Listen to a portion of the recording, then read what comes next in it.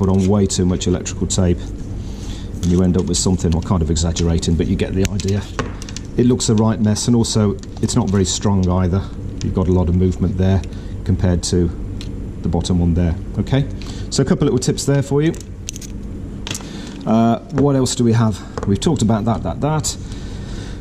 We need to talk about Allen keys. This is a set of metric Allen keys. There's two ends to an Allen key. Sometimes the ends are the same. On my set, this is a professional set, I've actually got a ball end here. That's very useful for getting into the heads of Allen keys, so if I can't get square on, it means I can get on at a slight angle and I've still got a chance of engaging enough to be able to unscrew the fitting itself.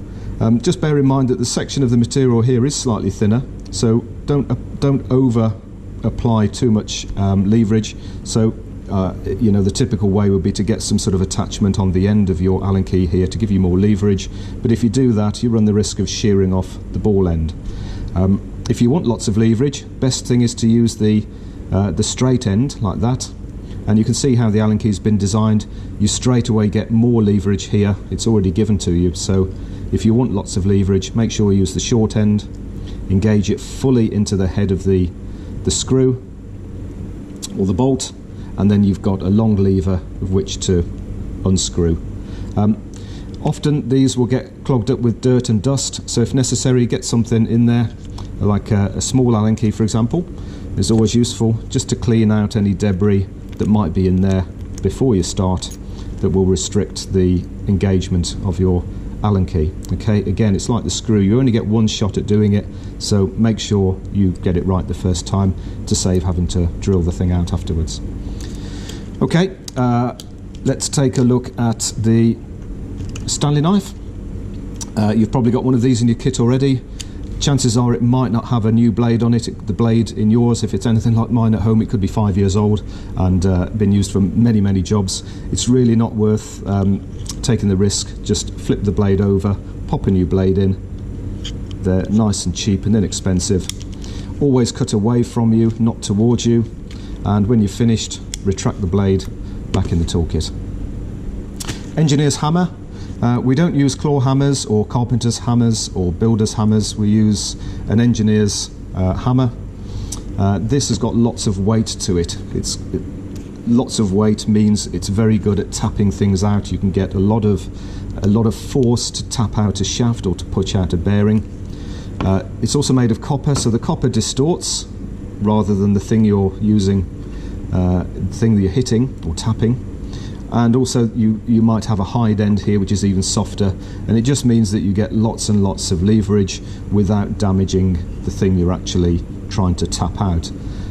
So worth investing in an engineer's hammer if you don't have one. We use Loctite as well. This is for load bearing fixings, so things like pedal arm screws, crank screws. Here's an example here.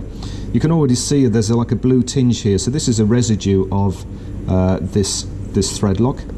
There's another example there. You see the blue paint which is kind of on the thread. That's this stuff. And if you've taken out a load bearing screw, it might be that you're going to have to put it back in. This is a new screw, so it comes kind of pre-glued, if you like, with the adhesive, but you might not have that, in which case you need to put just a little dab onto the thread. It only needs a drop, and then screw it in nice and tight, and then over the course of a few hours that will set. Its purpose is to hold in screws which are load bearing that you don't want to sort of work their way out through vibration. If you've got mechanical damage to your thread, so for example the thread's stripped or it's not engaging very well for some reason, then Loctite is not going to solve the problem for you. You need to replace either the screw or the thread that it goes into.